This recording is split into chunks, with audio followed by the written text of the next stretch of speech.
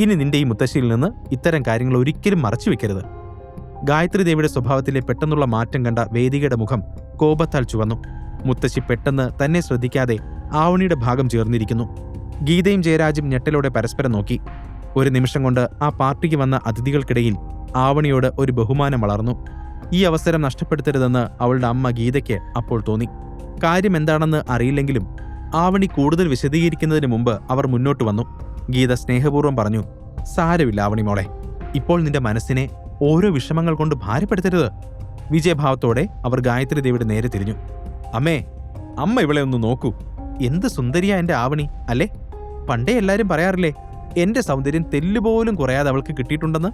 ഒരുപക്ഷേ ആവണി പള്ളിക്കൽ കോവിലകത്തിലെ കൊച്ചു തമ്പുരാനെ കണ്ടുമുട്ടിയിട്ടില്ലായിരിക്കാം. പക്ഷേ തമ്പുരാന്റെ കണ്ണുകൾ എന്റെ മകളിൽ പതിച്ചിട്ടുണ്ടാവും. സൗഭാഗ്യം നമ്മുടെ വീട്ടുപടിക്കൽ എത്തിയിരിക്കുകയാണ്. അവണി, ഈ അവസരം നീ ഒഴിവാക്കരുത്. നീ ഈ ആദിത്യനെ ഡിവോഴ്സ് ചെയ്യണം. അതേ മോളെ, നിന്റെ അമ്മ ബുദ്ധിപൂർവ്വം സംസാരിക്കുന്നത് കേട്ടില്ലേ? ഞാനും അതുതന്നെയാണ് പറയുന്നത്. എത്രയും വേഗം നീ ആദിത്യനെ വിവാഹമോചനം ചെയ്യുക. നീ ഇവനെ വിവാഹം കഴിച്ചത് മുതൽ ആകെ പ്രശ്നമാണ്. ഇപ്പോൾ ഇതാ എല്ലാം കലങ്ങിത്തെളിയാൻ പോവാ. ഇനി നീ ഞങ്ങളെ അനുസരിച്ചേ മതിയാവൂ. ഗായത്രി ദേവിയും കർശനമായി പറഞ്ഞു. ഗായത്രി ആദിത്യന്റെ അടുത്തേക്ക് ചെന്ന് അവന്റെ കണ്ണുകളിലേക്ക് നേരിട്ട് നോക്കി. പക്ഷെ അവനെതിരെ ഇനി ആരെങ്കിലും എന്തെങ്കിലും പറയുന്നത് ആവണിക്ക് കേൾക്കാനാവില്ലായിരുന്നു. ആവണി കരഞ്ഞുകൊണ്ട് പറഞ്ഞു, മതി മുത്തശ്ശി, ഇത്ര നേരം ഇവിടെ നടന്നതൊന്നും ആദിത്യന്റെ തെറ്റല്ലാതിരുന്നിട്ടും നിങ്ങളെല്ലാവരും അവനെ വെറുതെ കുറ്റപ്പെടുത്തി. അവൻ എന്തെങ്കിലും തിരിച്ചു പറഞ്ഞോ? ഇല്ലല്ലോ. പക്ഷെ ഇനി എന്തായാലും ഒന്നും വേണ്ട. ഞാൻ ആദിത്യനെ ഡിവോഴ്സ് ചെയ്യില്ല. അതെന്റെ തീരുമാനമാണ്. അവളുടെ കണ്ണുകളിലെ തീ കണ്ടപ്പോൾ ഗായത്രി ദേവി ആകെ പകച്ചുപോയി. കുടുംബത്തിലാരും ഇന്നുവരെ അവരെ ധിക്കരിക്കാൻ ധൈര്യപ്പെട്ടിട്ടില്ല. അവർ അലറി, നീ എന്നെ ഇങ്ങോട്ട് പഠിപ്പിക്കാൻ മാത്രമായോ? നിന്റെ ഉള്ളിൽ ഇപ്പോഴും കുറച്ച് ബോധം അവശേഷിക്കുന്നുണ്ടെന്ന് ഞാൻ കരുതി. പക്ഷെ നീയും നിന്റെ അച്ഛനെ പോലെ ഒട്ടും ബുദ്ധിയില്ലാത്തവളാണ്. ഭർത്താവിനോട് ഇത്രയധികം സ്നേഹമുള്ള ആളാണെങ്കിൽ പിന്നെ എന്തിനാണ് ഒരു കാമുകനെ പിന്നിൽ നിർത്തുന്നത്? ഒരു ബന്ധത്തിൽ ഏർപ്പെടുന്നതിന് മുമ്പ് നീ നമ്മുടെ കുടുംബത്തിന്റെ ബഹുമാനത്തെക്കുറിച്ച് ചിന്തിക്കണമായിരുന്നു. കുറഞ്ഞത് നിന്റെ അച്ഛനെയും അമ്മയും പറ്റിയെങ്കിലും ആലോചിക്കണമായിരുന്നു. ഇതൊരു ഭർത്താവ്, ഇവിടെ സമ്മാനങ്ങൾ കൊണ്ടുവരാൻ വേറൊരുത്തൻ. ഛേ! മുത്തശ്ശിയുടെ വാക്കുകൾ ഓരോന്നും വെടിയുണ്ടകൾ പോലെ ആവണിയുടെ ഹൃദയത്തിൽ തുളച്ചു കയറി. അവളുടെ കണ്ണുകളുടെ കോണുകൾ കണ്ണുനീർ കൊണ്ട് നനഞ്ഞു. അവളെ ഇത്രയും വേദനയിൽ കാണുന്നത് ആദിത്യന് സഹിക്കാൻ കഴിഞ്ഞില്ല. ജയരാജും ഗീതയും പോലും ഗായത്രി ദേവിയുടെ ക്രൂരതയിൽ ഞെട്ടിനിന്നു. ഒടുവിൽ ജയരാജ് മുന്നോട്ട് നീങ്ങി ആവണിയുടെ തോളിൽ കൈവച്ചു. എന്നിട്ട് അവളെ ചേർത്ത് പിടിച്ചു. എന്നിട്ട് ഗായത്രിയെ നോക്കി പറഞ്ഞു, അമ്മേ മതി, ഇനി എനിക്കൊരു വാക്ക് പോലും കേൾക്കണ്ട. നിങ്ങൾ ഇത്രയധികം ബുദ്ധിമുട്ടിച്ചെങ്കിൽ ഞങ്ങൾ ഇനി ഇവിടെ നിൽക്കുന്നില്ല. ഞങ്ങൾ പൊയ്ക്കോളാം. ഇനി എന്റെ മോളെ വേദനിപ്പിക്കുന്നത് എനിക്ക് കണ്ടു നിൽക്കാനാവില്ല. അതും പറഞ്ഞുകൊണ്ട് ജയരാജും ഗീതയും ആവണിയെ ഹാളിന് പുറത്തേക്ക് കൊണ്ടുപോയി. ആദിത്യനും ഒന്നും മിണ്ടാതെ അവരുടെ പിന്നാലെ നടന്നു. അവർ പോകുന്നത് നോക്കി നിന്ന ഗായത്രി ദേവിയുടെ കണ്ണുകൾ തീക്കനലുകൾ പോലെ ജ്വലിച്ചു. അവർ അലറി, ആയിക്കോട്ടെ, എവിടേക്കെങ്കിലും പൊയ്ക്കോ. ഈ വീട്ടിലേക്ക് മടങ്ങുന്നതിനെക്കുറിച്ച് ഇനി ചിന്തിക്കുക പോലും ചെയ്യണ്ട. ഈ നാടകം കാരണം വേദികയുടെ ജീവിതത്തിലെ പ്രധാനപ്പെട്ട ദിവസം ഇല്ലാതായിരിക്കുന്നു. അതിഥികളുടെ മുഖങ്ങളിലും രാഘവന്റെയും സിദ്ധാർത്ഥിന്റെയും മുഖത്തും അതൃപ്തി വ്യക്തമായി കാണാമായിരുന്നു. അവരുടെ മുഖം കണ്ട വേദിക ഉള്ളിൽ ആവണിയെയും ആദിത്യനെയും ശപിച്ചുകൊണ്ടിരുന്നു. എത്ര സന്തോഷമുള്ള ദിവസമായിരുന്നു ഇന്ന്! എല്ലാം നശിപ്പിച്ചില്ലേ അവർ? മുത്തശ്ശി അവരിങ്ങോട്ട് വിളിക്കേണ്ടായിരുന്നു. ഇങ്ങനെയൊക്കെ സംഭവിക്കുമെന്ന് ഞാൻ ഓർത്തില്ലല്ലോ മോളെ. കുടുംബക്കാരുടെ മുഴുവൻ സമാധാനം പറയണമല്ലോ എന്ന് വിചാരിച്ച് ഞാൻ വിളിച്ചതാണ്. അവസരം കിട്ടിയാ അവരെ ഒന്ന് താഴ്ത്തി കെട്ടാമെന്നും കരുതി. പക്ഷെ അവസാനം അത് നമുക്ക് തന്നെ ഇത്രയും പ്രശ്നമുണ്ടാക്കുമെന്ന് ഞാൻ അറിഞ്ഞില്ല. സോറി മോളെ. ഗായത്രി വേദികയെ ആശ്വസിപ്പിച്ചുകൊണ്ട് പറഞ്ഞു. ഞാൻ മുത്തശ്ശിയെ കുറ്റപ്പെടുത്തുകയല്ല, എന്റെ അവസ്ഥ പറഞ്ഞതാണ്. എന്നും അവളുടെ താഴെ നിൽക്കാനാണ് എന്റെ വിധി. സഹോദരിയുടെ സങ്കടം കണ്ട നീൽ അവളെ ആശ്വസിപ്പിക്കാൻ വേണ്ടി അടുത്തേക്ക് ചെന്ന് അവളെ കെട്ടിപ്പിടിച്ചു. വേദിക, മതി, ഇനി നീ കരയേണ്ട കാര്യമില്ല. നീ കരഞ്ഞാൽ അത് ആദിത്യനെയും അവന്റെ പ്രിയപ്പെട്ട ഭാര്യ ആവണിയെ സന്തോഷിപ്പിക്കുകയുള്ളൂ. ശരിയായ അവസരം വരുമ്പോ ഇതിനെല്ലാമുള്ള മറുപടി ഞാൻ അവർക്ക് കൊടുത്തോളാം. ഇങ്ങനെ പറഞ്ഞുകൊണ്ട് നീൽ ഗേറ്റിന് പുറത്തേക്ക് നോക്കി നിന്നു. മറുവശത്ത് ആവണി പുറത്തേക്ക് കാലെടുത്തു വെച്ച ഉടനെ കണ്ണുനീരെല്ലാം തുടച്ചു.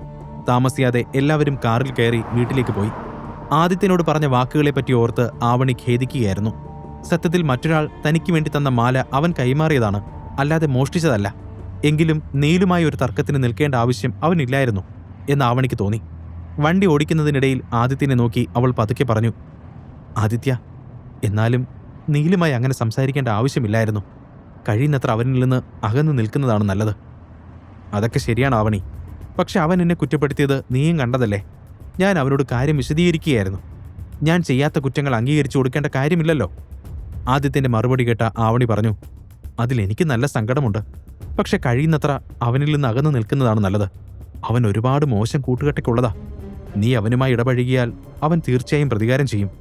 കുട്ടിക്കാലം മുതൽ തന്നെ എനിക്ക് നീലിനെ ഒട്ടും ഇഷ്ടമല്ല. ശരി, ഞാനത് മനസ്സിൽ വെക്കാം. പക്ഷെ അവനെന്നെ ഒന്നും ചെയ്യാൻ കഴിയുമെന്ന് എനിക്ക് തോന്നുന്നില്ല, ആദിത്യൻ മറുപടി പറഞ്ഞു. ഗീതയും ജയരാജും അപ്പോൾ കാറിന്റെ പിൻസീറ്റിൽ നിശബ്ദമായി ഇരിക്കുകയായിരുന്നു. ഗീതയുടെ കണ്ണുകളിൽ ദേഷ്യം നിഴലിച്ചു നിന്നു. പക്ഷെ അവർ വീട്ടിലെത്തുന്നതുവരെ കാത്തിരിക്കുന്നതാണ് നല്ലതെന്ന് അവർക്ക് തോന്നി. അതേസമയം ആ മാല പെട്ടെന്ന് ആദിത്യന്റെ അടുത്തേക്ക് വന്ന കാര്യം ആവണിക്ക് ഇപ്പോഴും ദഹിച്ചിട്ടില്ല. ആ സംശയം അവൾക്ക് അപ്പോൾ തന്നെ ക്ലിയർ ചെയ്യണമെന്ന് തോന്നി. അവൾ കൗതുകത്തോടെ ആദിത്യനോട് ചോദിച്ചു, ഒരു കാര്യം കൂടെ പറ, പള്ളിക്കൽ കുടുംബവുമായുള്ള നിന്റെ ബന്ധം എന്താണ്? ഇത്രയും ആളുകൾ അവിടെ ഉണ്ടായിട്ട് ആ മനുഷ്യൻ എന്തിനാണ് നിന്റെ കയ്യിൽ തന്നെ ആ മാല തന്നത്? ഇത് കേട്ടപ്പോൾ ആദിത്യന് അവളോട് സത്യം പറയാൻ തോന്നി. പക്ഷെ അടുത്ത നിമിഷം അവന് 1 വർഷത്തിന് ശേഷം താൻ ദീപികയെ വിവാഹം കഴിച്ചോളാം എന്ന വാക്ക് കൊടുത്ത കാര്യം ഓർമ്മ വന്നു. ഇത് കേട്ടപ്പോൾ അവൻ സ്വയം അടങ്ങി. കാര്യങ്ങളൊന്നും അവളിപ്പോൾ അറിയണ്ട. മൂർത്തിക്ക് അങ്ങനെ ഒരു വാക്ക് കൊടുത്തിട്ടില്ലെങ്കിൽ ആദിത്യന് ഇപ്പോൾ തന്നെ എല്ലാവരുടെയും മുമ്പിൽ അവന്റെ ഐഡന്റിറ്റി വെളിപ്പെടുത്താമായിരുന്നു. പക്ഷെ പിന്നെ ഈ അപമാനമൊന്നും സഹിക്കേണ്ട ആവശ്യമില്ല. ആവണിക്കും പിന്നെ എല്ലാവരുടെ മുമ്പിൽ തലയുയർത്തി തന്നെ നിൽക്കാം. എന്നാൽ ഇപ്പോൾ ഒന്നിനും പറ്റില്ല.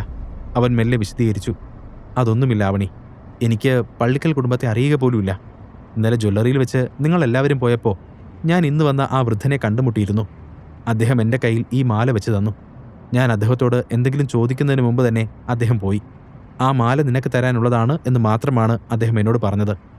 ആരാ എന്താ എന്നൊന്നും മനസ്സിലായില്ലെങ്കിലും ഞാനത് കൃത്യമായി നിന്നെ ഏൽപ്പിച്ചതാണ്. അപ്പോഴും ആവണി സംശയത്തോടെ നിന്നു. അങ്ങനെയാണോ കാര്യം? എന്നാലും യാദൃച്ഛികമായി അത് നിന്റെ കയ്യിൽ തന്നെ വന്നല്ലോ. അത് കേട്ട ആദിത്യൻ പുഞ്ചിരിച്ചു. അത് ശരിയാണ്.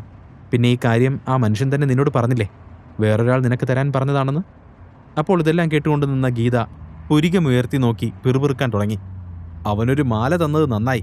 ഒരു ബോംബായിരുന്നു തന്നിരുന്നതെങ്കിൽ ഇവൻ അതും വീട്ടിലേക്ക് കൊണ്ടുവരുമായിരുന്നു. ഇവൻ ഒട്ടും തലച്ചോറില്ലല്ലോ. ദൈവം തലച്ചോറ് വിതറുമ്പോൾ ഇവൻ എവിടെയായിരുന്നു എന്ന് ആർക്കറിയാം.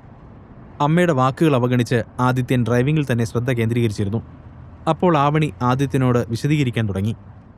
ഇനി മുതൽ ആരിൽ നിന്നും ഒന്നും വാങ്ങാതെ നോക്കിക്കോ. ആളുകൾ നമ്മളെ എങ്ങനെ മുതലെടുക്കുമെന്ന് നമുക്ക് മനസ്സിലാക്കാൻ കഴിയില്ല. അടുത്ത തവണ ഒരാളെ നന്നായി അറിയുന്നതുവരെ അവരിൽ നിന്ന് ഒന്നും സ്വീകരിക്കരുത്. ശരി, ഞാനിനി അത്തരത്തിലൊരു തെറ്റ് ചെയ്യില്ല, ആദിത്യൻ വേഗം തന്നെ മറുപടി നൽകി. അവനോട് സംസാരിച്ചതിന് ശേഷം ആവണി കാറിന്റെ വിൻഡോയിലൂടെ പുറത്തേക്ക് നോക്കിക്കൊണ്ടിരുന്നു. തന്റെ സന്ദേശം അറിയിക്കാൻ ആദിത്യനേക്കാൾ മികച്ച ഒരു മാർഗമില്ലെന്ന് മൂർത്തി ചിന്തിച്ചു കാണുമെന്നും അവൾക്ക് തോന്നി. എങ്കിലും ആരാവും അയാളുടെ ഈ കൊച്ചുതമ്പുരാൻ?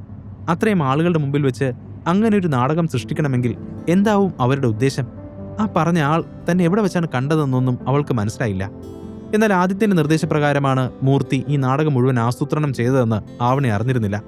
അയാളുടെ ആ തമ്പുരാനാണ് തന്റെ ഭർത്താവ് എന്നറിയാതെ ആവണി ചിന്തയിൽ മുഴുകി. മറുവശത്ത് വാഹനം ഓടിക്കുമ്പോൾ ആദിത്യൻ അവളെ നോക്കിക്കൊണ്ടിരുന്നു. ആവണിയോട് കള്ളം പറഞ്ഞല്ലോ എന്നാലോചിച്ചപ്പോൾ അവന് വേദന തോന്നി. അവൻ മനസ്സിൽ ചിന്തിച്ചു, ആവണി, നീ എന്നോട് ക്ഷമിക്കൂ. ഞാൻ നിന്നോട് കള്ളം പറഞ്ഞു. പക്ഷേ എനിക്കെന്ത് ചെയ്യാൻ കഴിയും? എനിക്ക് വേറെ വഴിയില്ലായിരുന്നു. നിന്നോട് സത്യം പറഞ്ഞാൽ മൂർത്തിക്ക് കൊടുത്ത വാക്ക് ഞാൻ ലംഘിക്കേണ്ടി വരും. അതുകൊണ്ട് അടുത്ത 1 വർഷത്തേക്ക് ഞാൻ നിന്നോട് സത്യം പറയില്ല.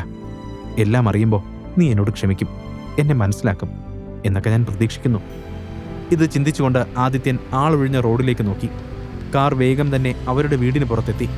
അവർ കാർ പാർക്ക് ചെയ്ത് ഇറങ്ങി. അമ്പാട്ടി വീട്ടിൽ നിന്നും തിരിച്ചെത്തിയപ്പോൾ എല്ലാവരുടെയും മുഖങ്ങൾ ഇരുണ്ടു. ഓരോരുത്തരായി അകത്തേക്ക് പോയി. അപ്പോൾ സമയം രാത്രിയായിരുന്നു. ഗീത അകത്ത് കയറി ഉടനെ തന്നെ ദേഷ്യത്തോടെ ആദിത്യനെ പരിഹസിക്കാൻ തുടങ്ങി. അവൻ തലകുനിച്ച് കേട്ടുകൊണ്ടിരുന്നു. ഗീത അലറി, ഇവന്റെ മുഖം നോക്ക്! ഇത്രയും കേട്ടിട്ടും ഇവൻ ഒട്ടും നാണമില്ലാതെ വായിൽ തുണി തിരികെ വെച്ചതുപോലെ നിൽക്കുന്നത് കണ്ടില്ലേ?